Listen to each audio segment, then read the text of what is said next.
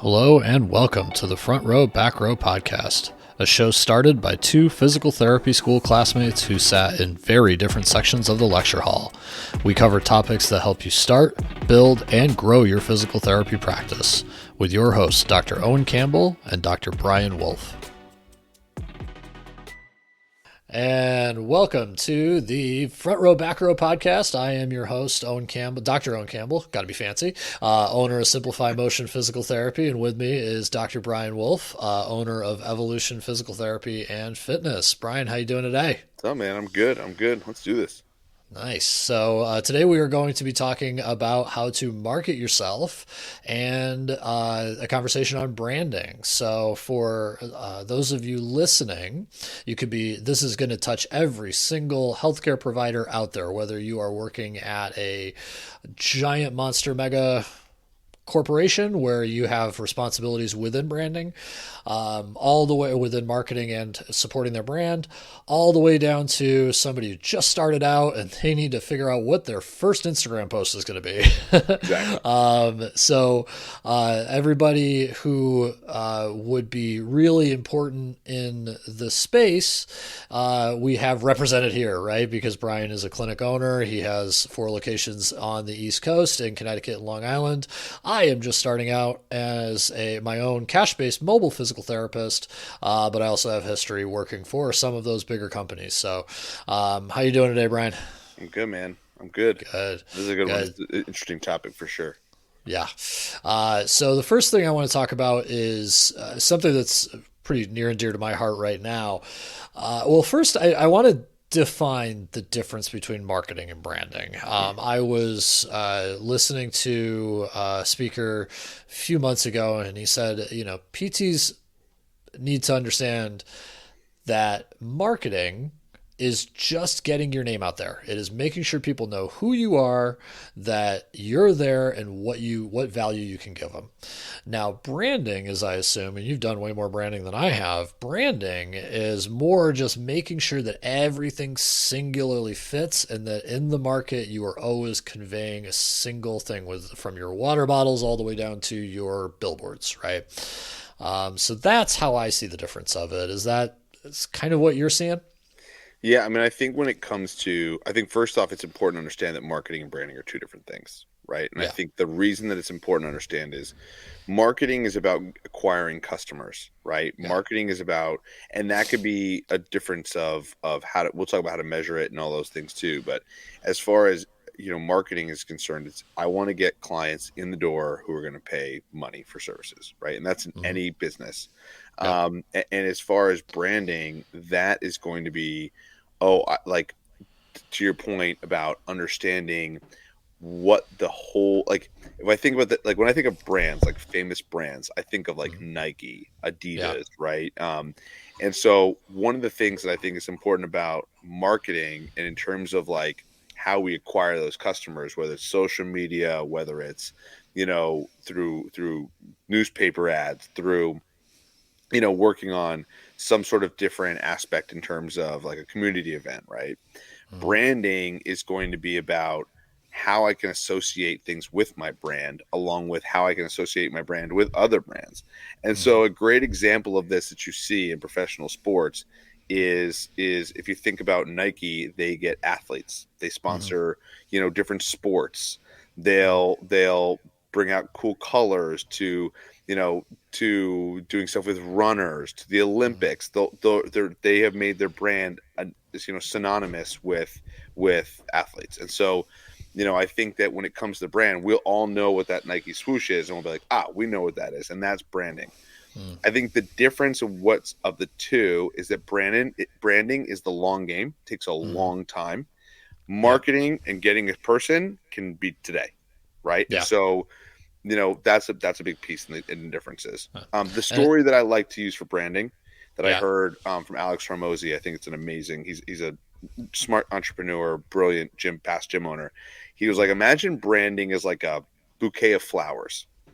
Okay. And so in the beginning, when you're first starting your business, you are kind of that accessory flower, right? Yeah. And so what you want to do is attach your accessory flower to another bouquet, right? And eventually over time, you become kind of like the rose, like you become like the nice part of the bouquet. And then other people start to want to attach to you. Yeah. And then what you need to be careful of over time is the wilting flower effect, is that all of a Yeah. sudden someone who attaches to your brand isn't the wilted flower. Because the Yeah. reality is, if I hand my wife a set of flowers and one's wilted over, it does that. That's the difference in branding. Is if I hand you that, that's why people lose their brands and their sponsorships when they do something stupid. Is because Oh, in yeah. theory they're the wilted flower, and so it's like, ooh, but like you're that, you're with them. So like it's Yeah. that's the difference in brand association, is you're trying to attach that and trying to create that. Yeah, the example I love to think about is the lemonade stand, right? Marketing is the sign on the front of the table and the girl screaming, right? Yeah. The brand is maybe that lemonade stand makes some money and they are an organic brand. Maybe they have nice soft muted blues that they put on their cups. That's more of the brand, I right? love that. That's the mentality I like to think about when I'm trying to get out there, is that I'm in that marketing mode, right? I am in.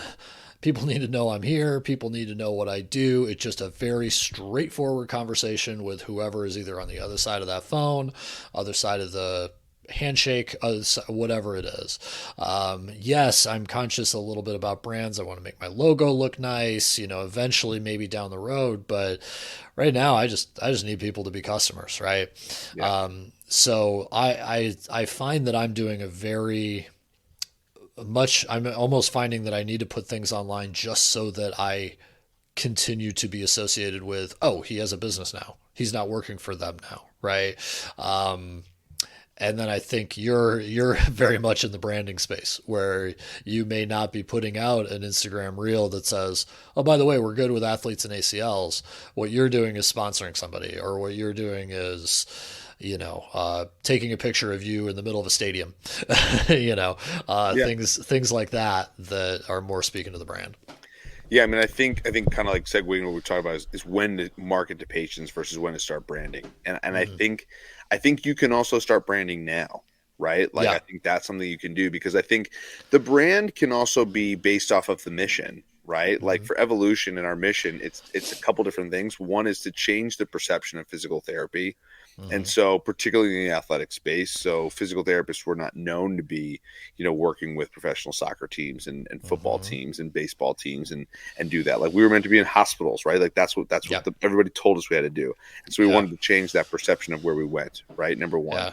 Number two is to bridge the gap between rehab and performance. So I think that's a huge piece when it comes to fitness and when Yeah. it comes to physical therapy and how that works, and making sure that that's not, Uh, and the story that I remember was when during my clinical affiliation, my very first one, I remember working with a client who had Parkinson's, yeah. and he was paying cash for basically physical therapy because his Medicare benefits had exhausted, and it's because, oh, Mm-hmm. he had plateaued and couldn't get any better, so therefore Medicare wouldn't medically justify and pay for that treatment.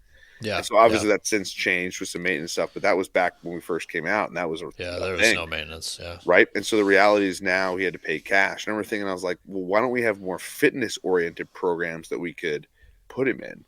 That'd be Yeah. awesome to have. And so Yeah. we developed those systems, right? For Mm-hmm. athletes, to weekend warriors, to high school athletes and college athletes, to, older folks too. Like, so I think from that perspective, what's happened from the marketing to patients is, to your point, you're trying to get that one client that comes through the door that kind Mm-hmm. of maybe believes in your mission, but because you're just starting out, you're like, man, I need like to start cash flow. I need to like get some of this stuff in. So I'll take the person here or there who doesn't necessarily fit the mission, because I'm trying to get it to grow to the future mission, and so I can help and serve more people. Whereas the Yeah. branding is like, hey, like, yeah, like I'm associated with New York City Football Club. We did stuff with the Premier Lacrosse League. We did stuff with Burton Snowboards. We've done stuff with the LA Marathon. We've done stuff with, LAFC. We've done stuff with, endless teams, so that we can basically start the conversations with other teams, where I can be like, hey, like, we've done this in the past and we can do this with you too. And this is what our Yeah. brand is, and we're on brand. Down to the website looks like that. It caters to athletes. It's, a great story and a great way to think about branding and marketing Mm-hmm. is find your perfect client, your perfect patient, that this is who I Mm-hmm. want to see. And everything revolves around that. So every decision that I'm making is, what's your your perfect patient, and how am I getting more of those people? And Yeah. so that's what you want to tie your whole brand around. Well, and that can look really different, right? So I was just trying to find the name. It kills me because I can't credit him, but there's a PhD, PT PhD, who is writing on the topic of business and how physical therapy and business intersect, right? And what you just said about like how to find your perfect patient, he's for people who take insurance, doctors tend to be a pretty high referral source, and with as much as is on social media about it, it still is a pretty solid bet that if you have a physician or an orthopedic surgeon especially who likes you, you're going to see a lot of people, especially if you take insurance, right? But I think his major point was that is shifting, right? And his big thing is that if you were to look at technology 10 years ago and what was coming out then, AI was nothing, right? Now it's everybody, right? So his point was that there's first movers, right? And I'd say you're a first mover. Then there's people kind of like me who are following in saying, yeah, let's go directly to patient. Let's go direct to consumer, I guess is what they call it in business parlance. And really kind of moving away. But I even remember when I was in a big corporate clinic, we had my clinic had maybe 20% direct access, right? Yeah. When I first started out, it was maybe two, right? 2%. Yeah. So if you don't get on that, getting in the patient's wheelhouse, where meet them where they're at, you should be doing it. So obviously social media is a great way to do that, be in their pocket, but really you got to find the community, right? Like you guys have done a really good job of finding communities. I know out in your LA affiliates, they're all about run clubs. I see Yeah. everything, evolution run clubs, and they're always constantly participating, but that's their target consumer. That's what they want to see most of, and they spend their time there. And runners aren't looking at social media because they get hit by a car, right? Exactly. That's You amazing. know, but they love you to stretch them at the end of a race. So Yeah. there you go. I think too, when it comes to the branding conversation, if you're going down, and this is for every physical therapy practice, like insurance, cash based, whatever, Mm, right? If you're going directly to physicians and asking them for referrals, basically what you're doing is you're saying, I want you to depict what my brand will be. And I they're think selling for you. Yeah. yeah, and I think that's what's happening in the physical therapy world. But here's the good news. I think that mold's changing. Mm, And I think the people that are faster to move in that direction, where they're able to basically like, get to a point where you can brand the community or brand yourself and actually go directly to consumers. I've had more conversations with athletic directors in the past month than I have any MD. So yeah. like when you think about that, like I'm going Yeah. directly to the source of athletes Yeah. versus them. That's why I get more athletes. And so when you think about the aspect of going to the physician, they're controlling the narrative of what I am and who I'm seeing, You, and who I'm seeing, you right? And want so that's to, going to ruin your brand. You want to hear a great narrative I heard in my last few months working with another company? I would talk to a surgeon. He is well respected in the ACL and rotator cuff space, and he looks at me and goes, "Why would I send him down to you? Any idiot can rehab an ACL." And I'm like, "Oh, okay, all right. Well, Yeah. clearly we're the rehab guys and you're the cutter, right? Like Yes. they're, so if that guy is trying to market me, I mean, he's got to be my marketer if it's only through physicians, right? So you have to rely on you telling your own story. Yeah, man. I think a great quote that I actually heard from the one of the PTs I worked with at New York City Football Club was, he was like, a lot of people can rehab. Most people that are in our profession can rehab an ACL Mm, between 0 to 4 months, 0 to 6 months. He was mm, like, what differentiates the physical therapist in our space is mm. what can you do from 4 to 9 months? What can Yeah. that person do from 6 to 9 months? Right when you're Mm, going back to sports, that's yeah. something I said to physicians all the time. I said to physician-owned clinic, people, I'm like, go to the physician-owned clinic for the first 3 to 4 months. Go do that. But when you Yeah. get frustrated because of your lack thereof progress, come see me. Yeah. Right. And that's where I'm different. And that's where Yeah. I think that niche has played really well for Yeah. us is trying to find those athletes and be like, we can take that next step. Right. Yeah. And it's only continued to be with branding, with going into, some of these other places as well. Yeah. So then my question is, because let's be honest, I only got a little bit of money to work with right Yeah. now. Yeah. I need my shots to hit the target. So For sure. how do I know if something I'm doing marketing wise or branding wise or either of them is working. I mean, obviously, anybody listening to this is going to say, well, there's if you're doing a Google ad, there's Google Analytics, and they tell you, or if you're I don't know if I haven't started the Facebook Instagram route, but I'm sure they try and throw some analytics on it. But what do you know as a business owner how to make that decision of where do I put my money? And It's a I great, mean, anything from where I'm at all the way up to, I mean, it's going to be different when you're trying to keep a brand alive. yeah, it's a good question. I mean, the good news about measuring when you're trying to market and acquire a customer, to your point about the lemonade stand, right? Like Mm. if I'm screaming and someone sees me and hands me money to get a lemonade, I can measure that, right? Yeah, That's how much did it cost me to get that customer to come see me? How yeah, much did I charge them for that? What's the difference? And there's my profit margin, right? So yep, like that's very simple math in that capacity. Branding's trickier, right? And so yeah, I think that the way that I would look at the two is when it comes to measuring marketing, you want to think about, all right, how much did I spend on marketing? And you could do this in a couple different ways. Like to your point about Google Analytics, you could look at Google, Instagram, community events, what you're doing on stuff. You could look at it as an entire whole, as an entire mm, budget. I think it's a little bit simpler, to be honest with you. But yeah, if you want to get in the weeds of very specifics, I think the better you can measure it, the more money you can feel confident that you can throw at it, right? mm, And then I think a really good thing that I'm recognizing is how to create a system that essentially you're getting paid to market. So right mm. now, for every dollar that we're spending on marketing, we're getting three back. So in essence, I don't have a marketing budget, right? I Oh, don't okay. I You don't. gotta explain that a little more You because see what I'm saying? that went over my Got it. head a little bit. Got it. So if you think about the aspect of it's more than just the marketing. So again, Okay. let's use the lemonade analogy. Okay.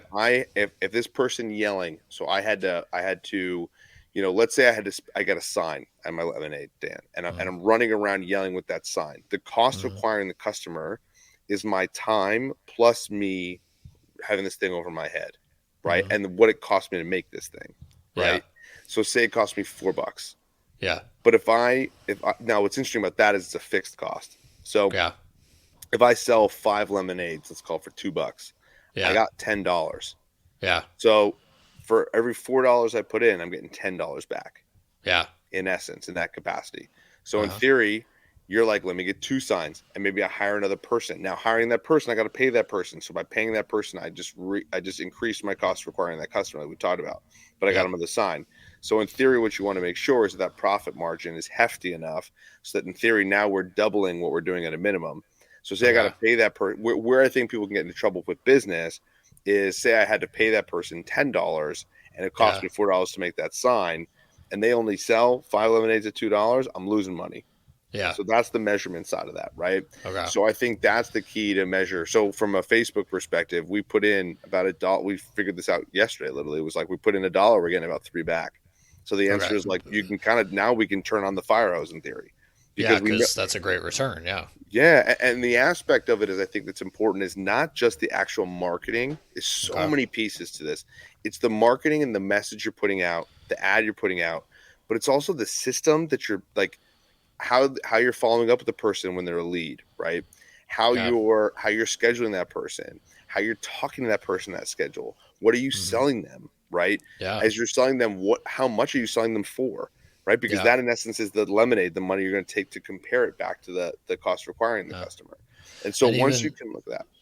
yeah, yeah, and sorry to cut you off, but even the Yep. most basic things of having your front desk person ask, "How'd you hear about us?" Right? Yeah, for What's the number sure. one thing? Because they might have heard you from three different things, but what was the one that was the most impactful? Exactly. All the way to having it on your form. Some people, it's always on their form. So Yes. And those are some of the things that I know I've done, and I think that knowing on the higher end stuff of like this is how much we put in budget wise, this is what we got out. So if I put this in, I get this out. I'm happy with taking that risk, I think is also pretty important because then you can really kind of say, okay, our marketing, this is what it costs, this is how I know it's working, and this is what I need to do. yeah. And I think the branding, to go back to how do we know the branding's working? I mean, I think what begins to happen is you get it's a little more vague, right? Yeah. But it's a little less dollars and cents and a little more of, oh, I've heard of them. Oh, I've seen you guys, right? Like Yeah. it's that Yep. that's the branding. I Yeah. think the other piece, and this is for the growth, is our brand is a fun brand. It's awesome. We're work with Yeah. athletes. So like I attract other talent to come work for us, right? We have Yeah. physical therapists who want Yeah. to work with us, and that is gigantic. So I know that Yeah. brand is working Yeah. because other PTs want to go and do what we're doing. Other people want to be a part of what we're doing. Other patients tell people, you got to go check this place out. It's freaking awesome. Right. So Yeah. like working with sports organizations, like we have sports organizations calling us. Yeah. We just recently had a sports organization hire one of our physical therapists, and Yeah. instead of just hiring them, they called me, and they were like, "Hey, this is what we want to do." So Yeah. that's how you know the brand is working, Yeah. because in essence, if the brand is working, you're having that dialogue and those conversations, and so it allows you to associate yourself with other flowers that are exactly Yeah. what you're trying to do, and you start to smell the roses. Oh, that was good. That was good. So that I was see what free you for did. all of you. You see what I did there? That was not that was unintentional, but that was good. In terms of the prospect of like that, like the flowers just get better and bigger, Yeah. right? And so Well, ultimately, that's how you can start to identify it. so if I whittle it down, we could talk marketing is this, branding is that. I mean, your mission has to be tight. You said it at the beginning, is that you have to really believe what you're doing. It's fun, you're loving it. And I mean, that'll help the marketing flow from the creative side. But honestly, then once it matures and it goes, then it can become a really great brand that sells itself and solves some of the problems that, God, thousands of PT owners across the country are trying to worry about. Where am I going to get my next new grad? Maybe at Evolution, they don't have to worry about that so much, right? Yeah. So that's another thing of speaking to your mission and going for it. So then to close up, Brian, what do you think our listeners can take away from this that they can kind of go back to the clinics and do something with? That's a awesome. So if you're listening to this and you're a business owner or not a business owner, I think one of the things that I do as an exercise with all my physical therapists, and again, this is where we can help people if people want to drop comments or whatever, and contact us, is learning how to brand yourself, right? Because if you Mm-hmm. think about how to brand yourself, you will attract those types of people, right? Mm-hmm. If you don't brand yourself, you're leaving other people to do the branding for you. And so ultimately, if you're in those facilities and you're in those places, what's happening is you're just at the mercy of what other people are doing. But if you actively go out and brand yourself, you actively go out and talk to people, and you do the things that you want to do, like we're talking about on this podcast, like ultimately going to do the community events, doing the run clubs, right? Getting involved with professional organizations, getting involved with high schools, and just constantly hustling and looking at that, you're in control of your narrative and can increase your brand. So I do Yeah. this exercise with any new PT. I'm like, who's your perfect patient? And I go, here it is. I go, here are the things you need to be doing to get that person, right? Yep. And they're no different than what I do to acquire more patients for us in our clinics or gym Mm-hmm. members or whatever. And so Yeah. in theory, every person who wants to do that. Now, if you don't want to do that in my clinics, that's fine too. Generally, if you join my clinics, you do. But if you Yeah. if you don't, what's happening is like I'm going to just do that for you, right? And so Yeah. in essence, you're at and I remember a physical therapist, she no longer works for us. Shocker. She was Yeah. like, I'm getting all the old people. I don't understand why this is happening. I go, because and I told her, I go, because I think you're finding that you're the weakest of the bunch, and Yeah. everybody You're who's not branding above you, yourself. you're not branding yourself. So what's happening is all the other athletes are going to these people, Mm-hmm. and what in theory, and again, in Medicare, we probably see 10%. It's not that Mm. much. That Yeah. 10%, it was on 80% of her schedule. And so what's happening is she's getting stuck in that way. And I'm looking at it and I'm like, I can understand why. You're dealing with Yeah. a PTAT, you're dealing with me, you're dealing with, another SCS, you're dealing with all these people Mm. who are like really good sports clinics, and and you're kind of here. You're not Yeah. pushing yourself to brand yourself. And I'm going to put you in a position where you can do it, but if you don't want to do it, I can lead you to water. I can't make you drink it, right? So Yeah. that's what I would So, say is do the work that builds that brand that you want to do. And if you need and help doing that, you leave a comment below. you can do it at all levels. You can do it as a new staff PT, like Brian said, all the way up to a new business owner like me, all the way up to somebody really looking to grow. So, um, I think those are some great takeaways, Brian. Thank you very much for coming on to this podcast that you're Yeah, a man. co-host of. Sounds good. Here every week. I gotta work on my outros, man. Yeah. Intros and I don't outros. know. I don't know. Every single time people are going to be listening to this, like, do these guys even know what they're doing? Brian knows what he's doing. I am not a great executive producer, but that's fine. I'm a PT. It works. It works well. It works well. That's where people are going to just end it anyway, so we're good. Yeah, it's only our wives listen at this point. Exactly. All right. Exactly. See ya. All right, see you, man.